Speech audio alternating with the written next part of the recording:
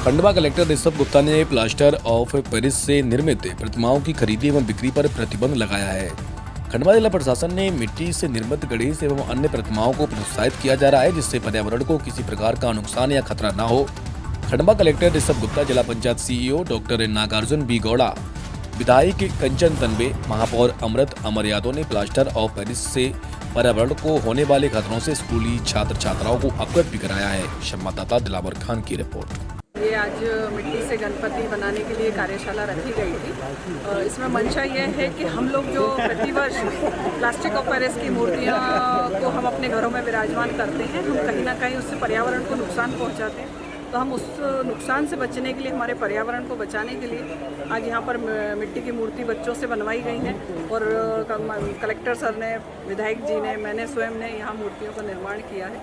तो आने वाले समय में हम एक पर्यावरण को बचाने के लिए पहल शुरू की गई है, इसमें कि हम मिट्टी की मूर्ति बनाएं और मिट्टी की मूर्ति का ही अपने घरों में स्थापना करें, जिससे कि हम पर्यावरण को बचा सकते हैं और अपनी आस्था को भी हम बचा सकते हैं। क्योंकि आप देखिए कि जब प्लास्टिक ऑफ पेरिस की मूर्तियाँ बनती हैं तो विसर्जन के समय उनके अवशेष हम कहीं ना कहीं अपमानित होते हैं, तो वो हम उसको भी बचाते हुए, पर्यावरण को बचाते हुए यह एक कार्यशाला रखी गई। निगम ने भी कृत्रिम कुंड बनाया है, किस तरह का है? जी, निगम ने भी प्रयास किया। आप देखिए कि जो हमारा पद्म कुंड है वो प्राचीन काल का है और हम उसको आज यदि नहीं बचाएंगे तो कहीं ना कहीं आने वाले समय में वो नष्ट हो जाएगा। तो उसको बचाने का प्रयास है और जो हमारे जल स्रोत हैं उनको हम साफ कैसे रख सकते हैं, उसके लिए हमने प्रयास किया। इस बार कृत्रिम कुंड बनाए हैं, तो हम एक बैठक लेंगे, उसमें जो झांकियों वाले रहते हैं उनको बिठाएंगे और उनसे बातचीत करके जो कृत्रिम कुंड बनाए हैं उनमें आप मूर्तियों का विसर्जन करें और उससे पर्यावरण भी बचेगा और हम अपने जल स्रोतों को भी संरक्षित कर पाएंगे। हमारे कलेक्टर सर, महापौर जी, जिला पंचायत सीईओ सर, और मिट्टी के गणपति बनाने से हमको ये फ़ायदा है कि हम केमिकल वाले गणपति नहीं खरीदे,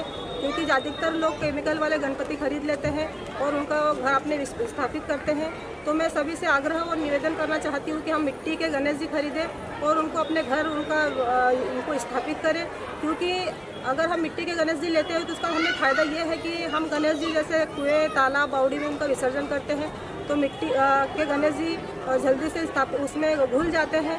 और अगर हम उनको अपने घर भी अपनी बाल्टी या टब में पानी भरकर उनका विसर्जन करते हैं और वही मिट्टी हम अगर गमले और पौधों में डाल दें तो उससे हमें फ़ायदा है, क्योंकि आने वाले समय में हमें ऑक्सीजन की और आवश्यकता है और इससे शुद्ध ऑक्सीजन मिलेगी। अगर वो केमिकल वाली मिट्टी उसमें डालते हैं तो हमारे पौधों को नुकसान है। इसलिए सभी से मैं पुनः आग्रह करती हूँ कि मिट्टी के गणेश जी खरीदें और अपने घर में स्थापित करें।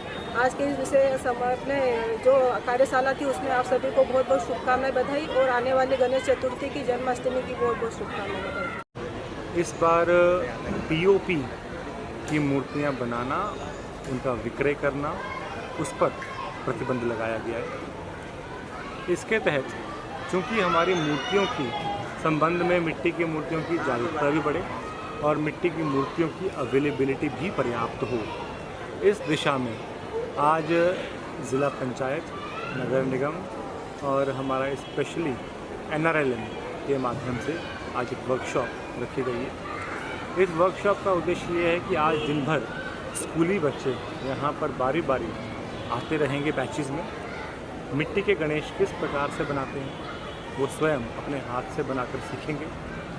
जब वो स्वयं अपने हाथ से बनाएंगे तभी उसके क्या बेनिफिट्स हैं, किस प्रकार से एनवायरमेंटली ये बहुत ही एक सकारात्मक चीज़ है, वो स्वयं जानेंगे और जिससे न केवल हमारी आने वाली पीढ़ी इस चीज़ के संबंध में जागरूक होगी, साथ में अभी वर्तमान में जो हमारा यहाँ पर बैन लगाया गया है पीओपी का, उसकी वजह से कोई यहाँ पर मिट्टी की मूर्तियों की कमी ना हो, उसका भी एक यहाँ सकारात्मक प्रभाव पड़ेगा।